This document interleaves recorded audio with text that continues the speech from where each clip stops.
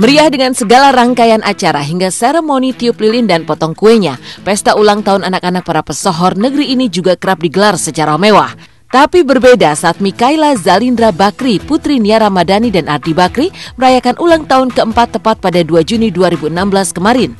Di usia belia, Nia dan suami menanamkan arti berbagi pada sang buah hati. Tanpa pesta meriah dan mewah serta seremoni tiup lilin, Nia memiliki cara unik untuk menumbuhkan kepekaan putri cantiknya ini sebagai makhluk sosial. Pada ulang tahun Mikaela yang dihadiri teman-teman sekolahnya, Nia mengharuskan mereka membawa mainan bekas sebagai kado. Bukan untuk Mikaela, melainkan akan disumbangkan kembali pada anak-anak kurang beruntung. Kita nyanyi sama-sama ya, nyanyiin ya.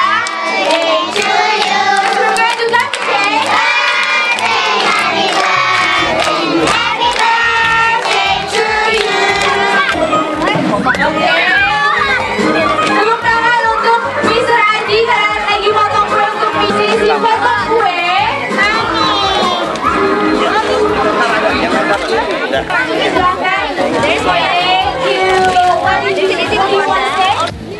Kenapa saya pengen banget berbagi tentang kegiatan ini, karena mungkin kalau dari tadi nggak jelas karena suara anak-anak itu, dan saya juga udah dari awal bilang acara ini udah nggak usah terlalu diatur flow-nya lah, nggak usah terlalu kayak bikin acara penghargaan apa gitu yang kayak tek namanya juga anak-anak gitu.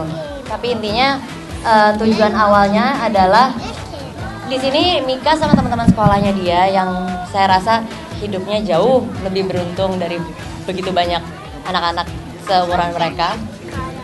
Saya pengen ngajarin sama Mikaela dan dia sekalian, Mika bisa ngajak teman-temannya, kalau mereka harus lihat, mereka harus buka mata kalau misalkan banyak anak-anak yang seumuran mereka tapi nggak punya mainan. Aku nanya, nanti sudah sempat nanyakan sama dia, aku bilang gimana Mika kalau kayak gitu, kasihan nggak? Kasihan sih, mereka nggak ada mainan. Mika ada tuh banyak, tiba-tiba dia ngomong kayak gitu, alhamdulillah dengan kayak gitu.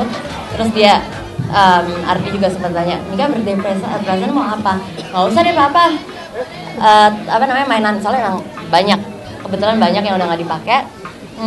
Mika mau sharing, betul? Dia ngomong kayak gitu. Jadi dari situ saya rasa, kayaknya mungkin emang seharusnya Mika dengan pemikiran kayak begitu, dia harus dia ngajakin teman-temannya untuk supaya juga bisa berpikir seperti itu. Pada intinya insya Allah apa yang kita berusaha untuk mencontohkan dapat diikuti dengan teman-teman lainnya, sehingga kita ya sama-sama ini, kadang-kadang kita di atas dan di bawah, tapi semuanya kan juga manusia.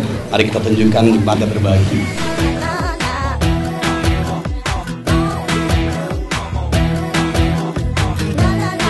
Di masa emas perkembangan seorang anak, di saat itulah orang tua harus menanamkan nilai-nilai hidup yang akan tertanam sepanjang hayat sang buah hati.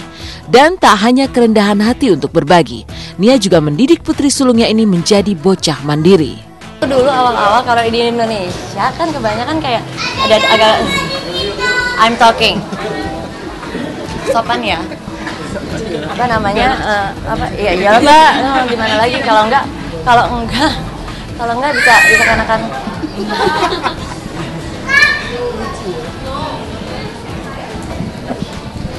Udah dibilangin kalau jatuh gitu-gitu aja. No. Kakak nggak usah cari perhatian. Kayak gitu. Ya udah, kalau kayak gitu jatuh gitu doang. Enggak, maksudnya dulu awal-awal saya pertama kali anak kayak umur berapa ya? Setahun kali ya. Kayak terlalu heboh banget gitu ya, kayak hati-hati kalau jatuh gitu. Aduh kenapa ya? Gimana ya gitu, lama-lama kayak gue gini-gini amat ya maksudnya.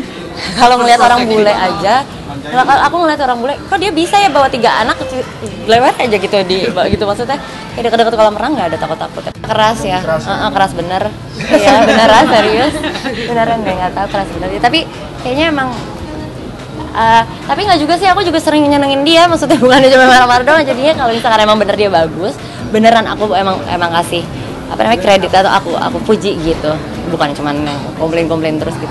Semoga Mikaela bisa menjadi seperti apa yang orang tuanya harapin, bisa menjadi seseorang yang bisa bermanfaat buat orang-orang sekitarnya, supaya nantinya ntar pada saat kita kembali lagi ke Tuhan, jadinya dia hidupnya tuh nggak sia-sia, dan saya sebagai orang tuanya dia bisa dikatakan berhasil karena anak ini bisa menjadi manfaat buat sekitarnya.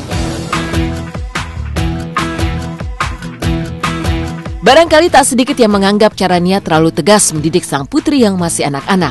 Namun artis sinetron yang memutuskan pensiun dari panggung hiburan sejak menikah itu tak peduli pandangan sinis orang lain. Toh dalam keseharian Nia telah merasakan dampak positif dalam perkembangan Mikaela. Tak hanya mandiri dan pemberani, Mikaela menjelma jadi anak yang mengayomi dan menyayangi adiknya Mainaka Zanati Bakri. Baik banget, nggak ngerti deh, dia baik banget-bangetan.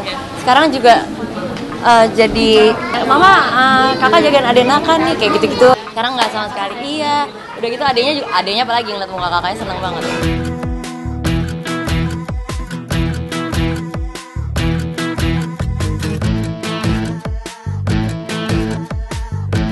Meninggalkan perayaan ulang tahun putri Nia Ramadhani yang menginspirasi, seperti apa tangis Syahrini saat mengunjungi pesantren di Sukabumi. Benarkah Syahrini yang didoakan para santri agar enteng jodoh ini juga akan menyekolahkan keponakannya yang baru lulus dari pesantren ke Mesir?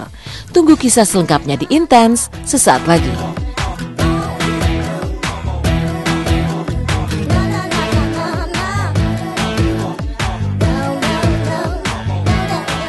Pemirsa Intens, saksikan terus Intens pindah jam tayang sekarang Senin sampai Jumat jam 7.50 hanya di RCTI. Oke.